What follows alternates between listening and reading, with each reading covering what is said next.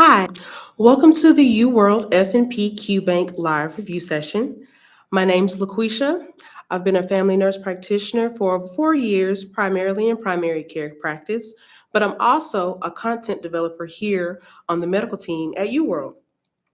I would like to introduce this FNP QBank to you, and today we're going to go over 4 questions that are going to be seen on the AANP and the ANCC examinations. They are the diagnosis, assessment, plan, and evaluation questions. Now, for those taking the ANCC review, we do have clinical examination and professional role questions as well, which are the other 2 competencies that are seen on that exam. But I figured this would be a broad enough question bank that will cover both exams. Additionally, you can also use the UWorld FNP bank alongside your clinical coursework so that you can make sure that you understand those important concepts prior to graduation. Now, during this live review, I want to make sure that you understand that UWorld has, I'm so sorry, UWorld has what is known as knowledge retention. And we have 3 concepts that are going to be seen on the majority of the questions, explanations that will help you to understand each concept that we're trying to teach you. Those 3 components are going to be a visual aid, which will be a photograph, an illustration, or a chart or graph of some sort. Bolded terms that is going to include the pertinent information that's needed for you to understand each concept, and what's known as an educational objective, which is basically a short, concise summary of whatever the overall concept it is that we want you to make sure you bring home. Okay, let's see. Let's go ahead and look at the first question here. So this question is going to be a diagnosis question. This is the competency we're looking at currently. An 18-month-old boy presents with clear rhinorrhea since yesterday, followed by fever and a harsh cough that began suddenly this morning. Temperature is 38.3 degrees Celsius, 100.9 degrees Fahrenheit, and respirations are 34 breaths per minute. Physical examination shows an alert child with audible stridor who has multiple episodes of loud, forceful coughing. The areas are filled with white nasal discharge. There are no rails or wheezes in the lungs. Intercostal and suprasternal retractions are present. Which of the following is the most likely diagnosis? Now we have 4 answer options. A, bacterial pneumonia. B, croup, laryngotracheitis. C, epiglottitis, or D, influenza. And I'll give you a couple of seconds to see if you can figure out what the correct answer is.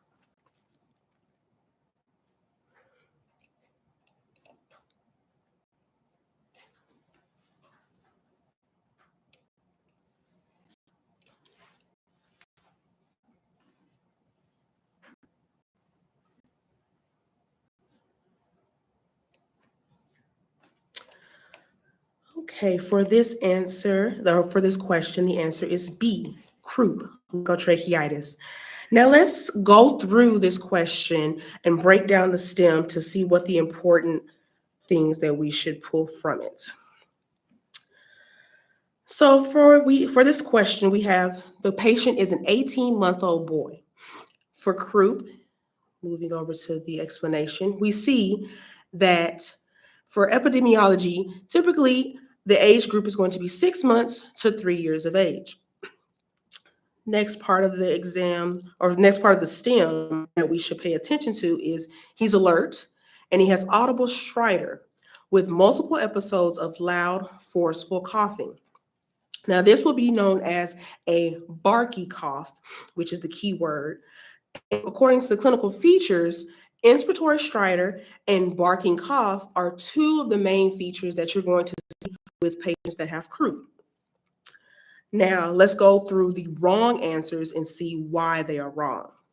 In bacterial pneumonia, you typically will have a fever and you may have a cough, but stridor is not something that's typically seen in that diagnosis. In C, Epiglottitis, patients may present with fever and stridor, but cough is not typically seen, and also myalgias, rhinorrhea, and not present this way. Now, going back to UWorld's philosophy on knowledge retention, let's take a look at what's in the explanation. We have the chart, croup laryngotracheitis. That is the first visual aid. In addition, you see the bolded terms, croup, barking cough, hoarseness, and stridor. Symptoms develop due to narrowing of the subglottic space. That's going to be the main point that we take away from that part of the paragraph. And once we get to the bottom here, the educational objective. Croup is a viral illness characterized by fever, rhinorrhea, sudden onset of a harsh barking cough, hoarseness, and stridor. The most common etiology is the parainfluenza virus. So these are the three things that you always want to pay attention to when you get to the explanation to make sure that you really get the point that we're trying to make. And we'll continue going through testing tips as we go throughout this live as well, just to kind of help you prepare as well. So let's go to the next question. Zoom in here. This is going to be an evaluation question. Okay, make sure you guys can see it there. All righty, a 53-year-old postmenopausal woman comes for a routine gynecological examination. Pelvic examination reveals no abnormalities. A pap test is performed, and the cervical cytology report specifies that there are atypical squamous cells of undetermined significance, known as ASCUS. Which of the following is the best next step in management? So the four answer choices we have here are A, diagnostic loop electrosurgical excision procedure, or LEEP. B, human papillomavirus testing. C, no additional management indicated.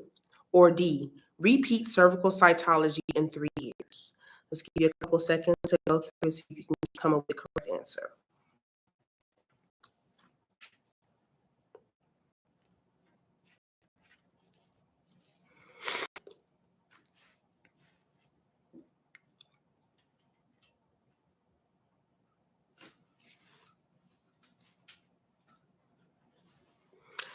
Okay, so for this question, the answer would be B, human papillomavirus testing.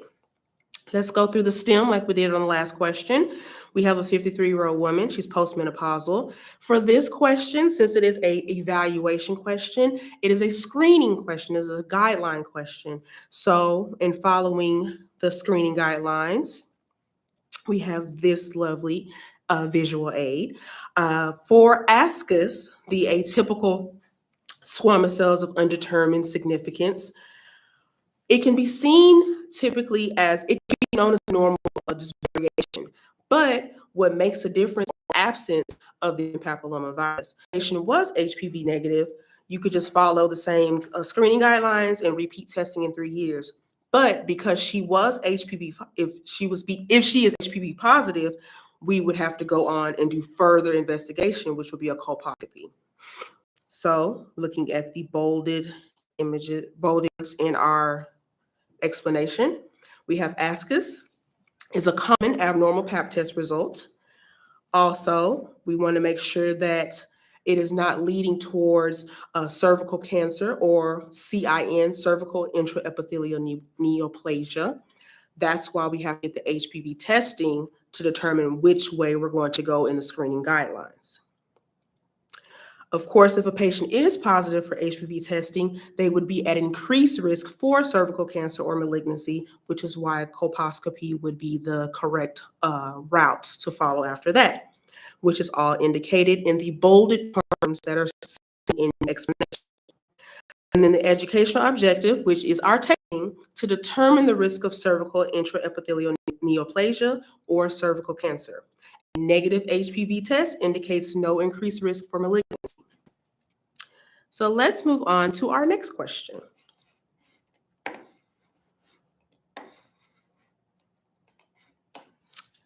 so zoom in on this image first, give you a couple seconds to View the image before we get into the stem. Okay, now let's scroll here.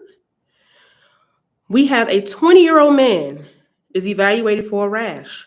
The rash began several months ago and became more noticeable over the summer after he started working as a lifeguard. Examination shows scattered macules across the shoulders, chest, and upper back, as shown above. After diagnostic confirmation, which of the following is the most appropriate treatment? The answer choices would be A, corticosteroid ointment, B, intramuscular penicillin G, C, oral antihistamines, or D, selenium sulfide lotion. Give you a few seconds.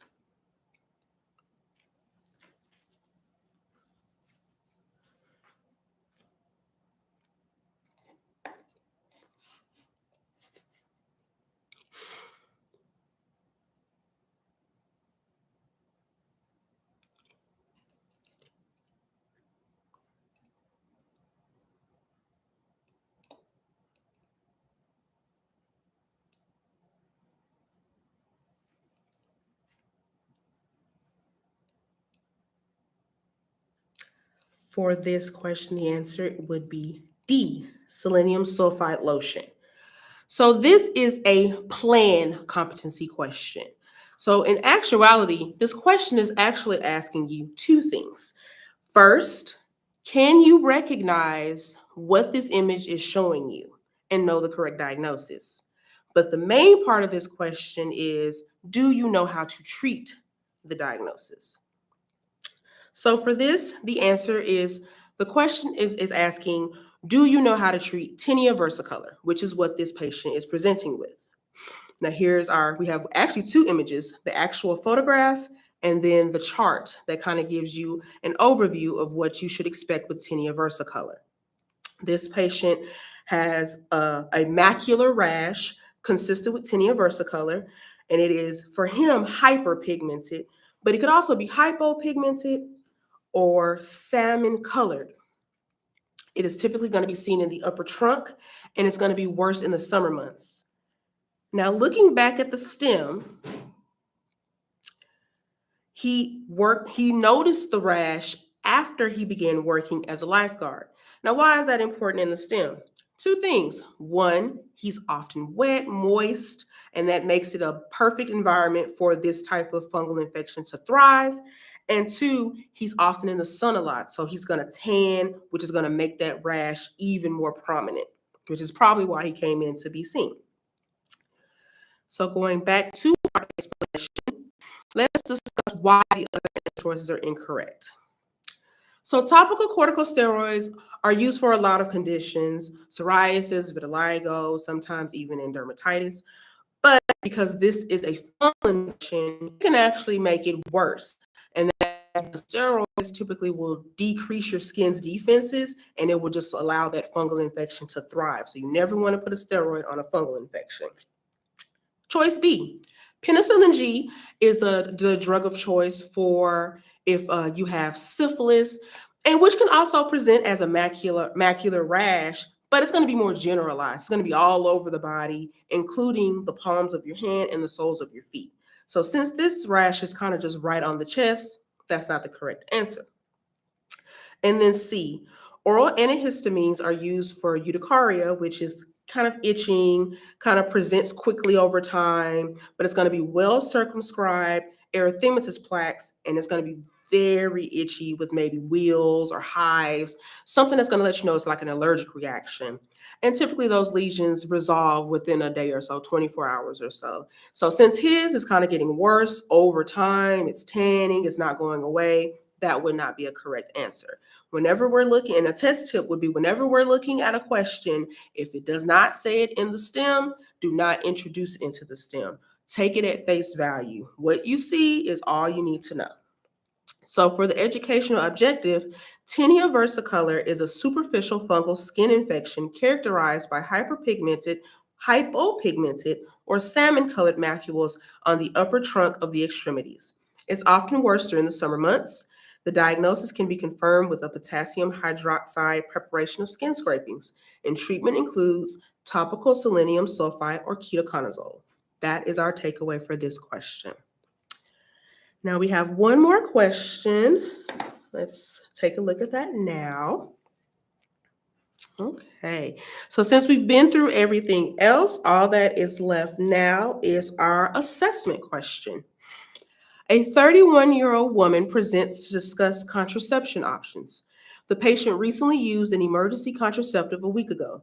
She used combined oral contraceptives, COCs, in her early 20s and would like to restart them. The patient has occasional migraine headaches, which she describes as a throbbing pain on the right side of her face, preceded by flickering zigzags in her peripheral vision. Blood pressure is 130/80. Which of the following is a contraindication to the use of COCs in this patient? Option A, her blood pressure. B, history of migraine headaches. C, recent emergency contraception use. Or D, the patient has no contraindications to COCs. Let's see what you guys come up with.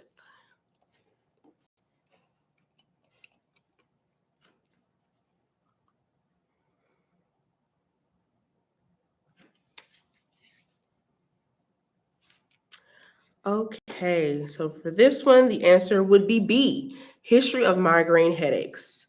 Let's go through the STEM. Now, what is this question asking? What are we looking for? Absolute contraindication to the use of COCs is the question that this is asking. Now, we know with COCs, the combined pills, we're going to have an estrogen and a progesterone of some sort. Anytime a patient is on estrogen, it is going to increase their risk for ischemic stroke just due to changes in their hemostasis and how the body works. So if we know this patient already has a risk for an increase of stroke, we want to make sure that they don't have an actual, in their own history, risk that's going to increase that risk, compounding with the risk that already comes with the medication itself. So which of these answer choices is going to increase this patient's risk for stroke outside of the medication itself? So blood pressure. Looking over in our explanation, we have this lovely chart. One bullet point in this list is 160, 100 blood pressure. Our patient is 130/80. So while that is stage 1 hypertension, it is not going to be an absolute contraindication to her starting this medication. B, history of migraine headaches. Look at the other two options. Recent emergency contraception use. Now, while using contraception emergently is to prevent a pregnancy, recent use is not going to be a contraindication to starting a new contraception method. So that's incorrect. Migraine headaches, so that's incorrect. Your correct answer. And looking at the explanation, look at our bolded terms. Estrogen-containing combined hormonal contraceptives have more contraindications than other forms of contraception, like progesterone or copper IUDs, due to alterations in hemostasis and an increased risk of thrombosis and ischemic stroke and cardiovascular events that we discussed. Of course, zoomed in, the bolded migraines with aura, which is what the patient has, is a takeaway. So I'm going to go through and go for this question. Migraine headache with aura is contraindication to combined hormonal contraceptives at any age due to the impact of ischemic stroke. Other absolute contraindications include blood pressure greater than or equal to 160/100, and women aged greater than or equal to 35 who smoke greater than or equal to 15 cigarettes per day. That is our main takeaway. Now, since this is our final question, let's see if we have any questions that you guys have.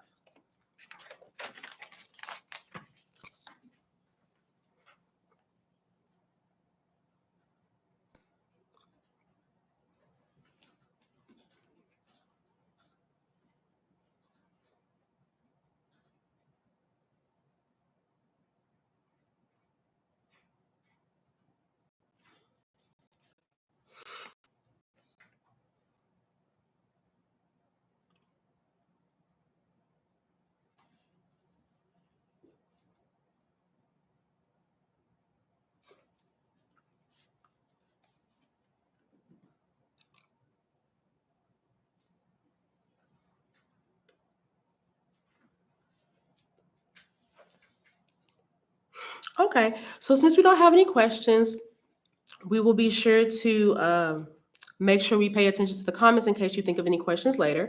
So we will be doing these UWorld FNP QBank live review sessions every other Friday for the month of July. So make sure that you subscribe to our channel, have alerts on so that you can receive any of the notifications that we're going to go live shortly. Also, make sure you look in our description. There's a link to our UWorld FNP QBank for you to try either a free trial or even for purchase options. And if you have anything that you want to see in the upcoming reviews, make sure you leave a comment so that we can look over that and see if we can add that to our future review sessions. It was good seeing you guys, and until next time.